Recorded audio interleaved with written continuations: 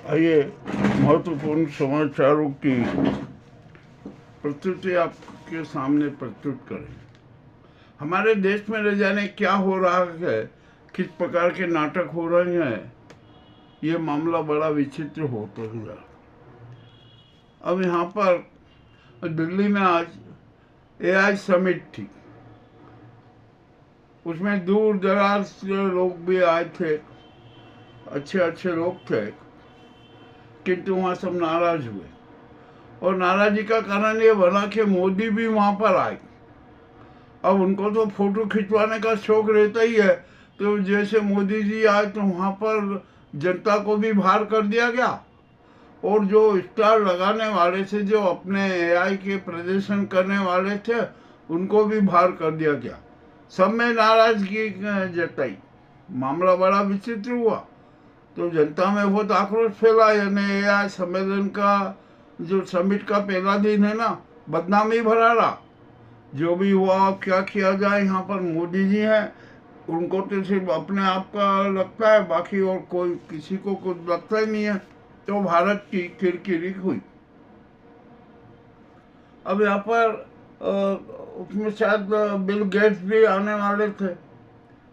अब उन्होंने भाषण, उनका तो वो बदनाम तो हो ही रहा है, मगर अब ऐसे बदनामी आदमी को भी एआई समिट में बुलाना उचित नहीं होता, परंतु बुलाया क्योंकि एक्टिंग के जो चेहरे हैं ना, वो सब एकत्रित हो रहे हैं। ठीक है, अब मामला बड़ा विचित्र हो गया, ये देख लीजिए। अब भूकंप के मामले में आज एक जो भूकंप जोन का नया नक्शा भी हमारे सामने आ गया। देश का 61% भाग भूकंप की जद में है और लगभग 75% जनता भूकंप से प्रभावित होगी।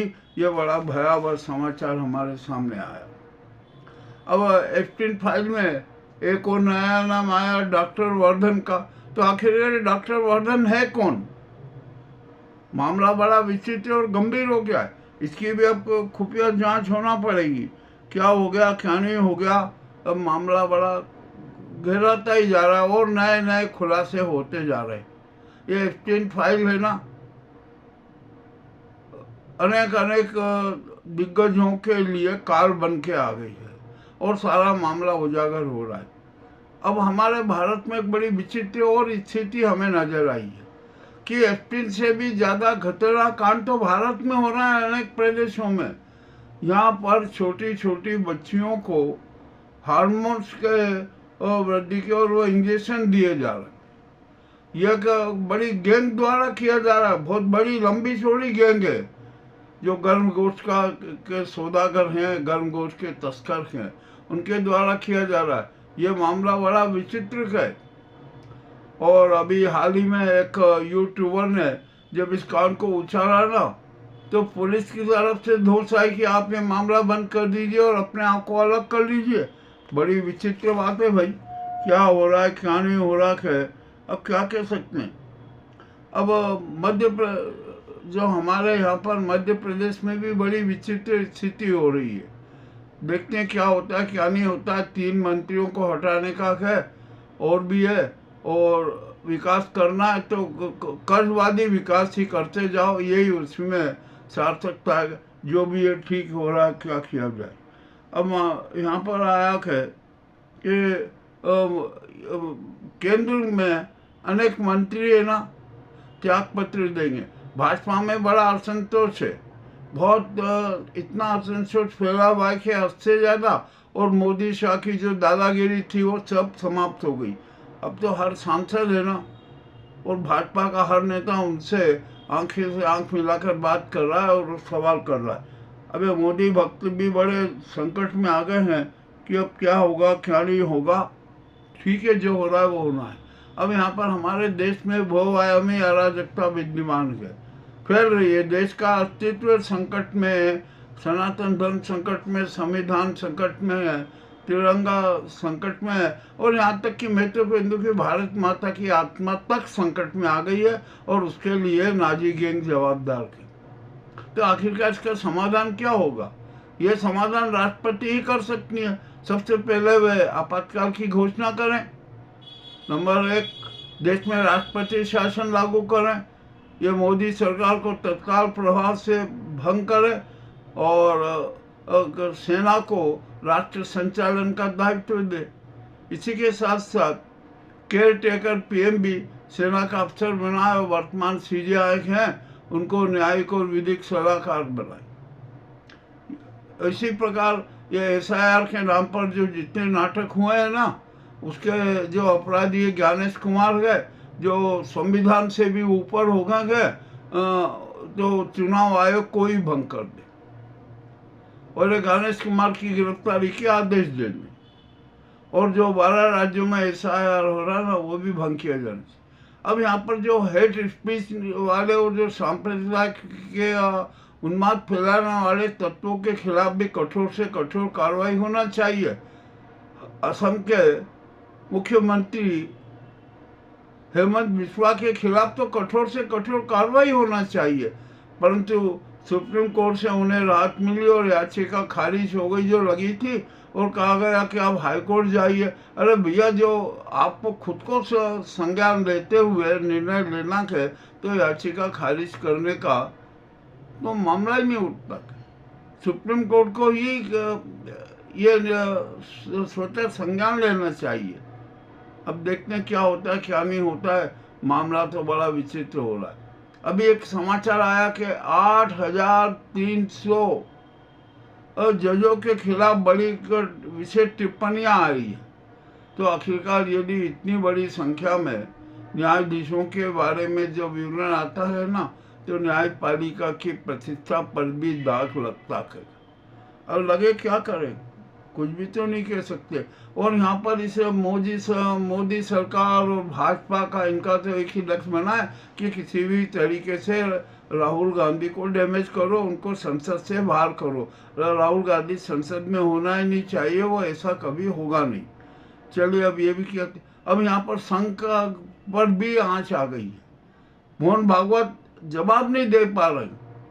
अरबों का धन, चल और अचल संपत्ति संघ के पास में कहाँ से आ गई, इसका भी जवाब देना पड़ेगा। अब तो जो संघ के जो धनदाता है ना, वो भी संघ की आलोचना कर रहे हैं। होगा, मोहन भागवत जी है, देखते हैं वो क्या जवाब देते हैं। और नाजी गैंग ने तो स्पष्ट कह दिया कि संघ में मोहन भागवत नहीं लाएंगे, हमारी पसंद का संघ प्रमुख बनेगा। देखते हैं क्या होता है क्या नहीं होता है।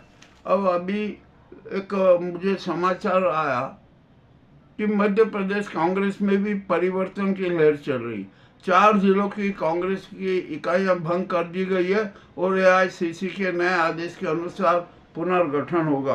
करते रहो भाई, क्या दिक्कत है। अब यहाँ पर जनता तो विरोध में, गोपाल भार्गव भी भाजपा छोड़ने की तैयारी में, और अनेक 52 विधायक तो बिल्कुल असंतुष्ट बैठेंगे। वो तो एकदम खुला खट कह रहे कि हम तो बगावत करेंगे। मामला बड़ा विचित्र है। और दोनों उप मुख्यमंत्रियों पर भी संकट के बादल छाए हुए नजर आ रहे हैं। मामला कुछ है। और मध्य प्रदेश में ना अपराधों में बड़ा इजाफा हो रहा है। इंदौर में रोजाना कुछ न कुछ कांड होते हैं। आज तो हमारे उज्जैन में भी एक बड़ा विचित्र कांड हो गया कि यहाँ पर जो पेयजल सप्लाई होता है ना, वो एक विशेष क्षेत्र में इतना गंदा पानी हुआ, बदबूदार पानी आया कि नलों से आया पानी। तो उसका ये ऐसा लगता है कि क्या उज्जैन में भी इंदौर के भागीरथपुरा जैसा क्षेत्र बनेगा, क्या यहाँ पर भी इतनी मौतें होगी। मामला बड़ा रोचक है, क्योंकि पेयजल की पाइपलाइन है ना, वो सड़ चुकी है, छोटी और बड़ी लाइन। तो नई पाइप लाइन डालना ही पड़ेगी। अब मामला बड़ा विचित्र है। अब राजस्थान में जल मिशन में जो घोटाले हुए ना, तो वहाँ पर 15 स्थानों पर छापे लगाए गए। ये सारे ठेकेदारों की और नेताओं की काली करतूत है, अफसरों की। ये तो घोटाले होते ही रहते हैं। यहाँ पर तो कितने बड़े बड़े घोटाले हो गए। और अडानी की तो और मुसीबत हो गई। अडानी तो अब ऐसा फंसने वाले के हद से ज़्यादा $300 अरब का कुछ कांड उजागर हो रहा है। $300 करोड़ का। अब मामला क्या होगा क्या नहीं होगा, ये भी जांचे। तो अडानी परिवार भी अब उलझन में ही रहेगा। अब कोई कुछ वो सुलझ नहीं सकते। अमेरिका उनको सजा देगा ही, चाहे कुछ भी हो जाए।